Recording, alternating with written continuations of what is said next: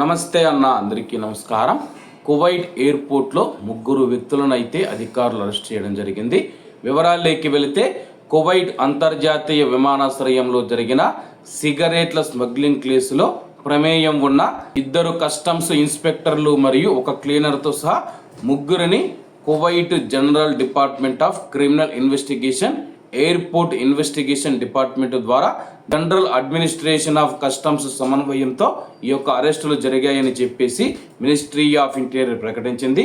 వివరాల్లోకి వెళితే కువైట్ విమానాశ్రయంలో ఉద్యోగి నిషేధిత ప్రాంతంలోకి ప్రవేశాన్ని దుర్వినియోగం చేసి సిగరెట్లను అక్రమంగా రవాణా చేస్తున్నాడని సమాచారం అందడంతో ఈ కేసు వెలుగులోకి వచ్చింది.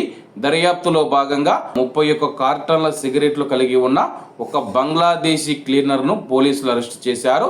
తదుపరి విచారణలో ఒక కస్టమ్స్ ఇన్స్పెక్టర్ విదేశీ ప్రయాణికులకు చెందిన బోర్డింగ్ పాసులను ఉపయోగించి డ్యూటీ ఫ్రీ షాప్ నుంచి నిషేధిత సిగరెట్ల కొనుగోలును సులభతరం చేయడానికి తన బ్యాంకు కార్డు మరియు వర్క్ పర్మిట్ను అందించినట్లు ఆరోపణల్లో వెల్లడయ్యాయి. ప్రామాణిక కస్టమ్స్ విధానాలను పక్కన పెట్టి రవాణా ప్రాంతాల గుండా సరుకులను తరలించడంలో సహాయపడటానికి మరియు తన యొక్క ప్రైవేటు వాహనాన్ని ఉపయోగించి వాటిని తొలగించడానికి తన యొక్క ఉద్యోగాన్ని దుర్వినియోగం చేశాడని రెండవ ఇన్స్పెక్టర్ పైన ఆరోపణలు ఉన్నాయి.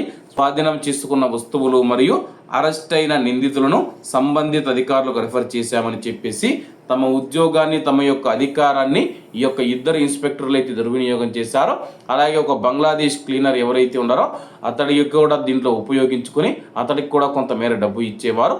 కాబట్టి అందరూ బాగుండాలి, అందులో మనం ఉండాలి. అందరికీ నమస్తే అన్న, జై హింద్.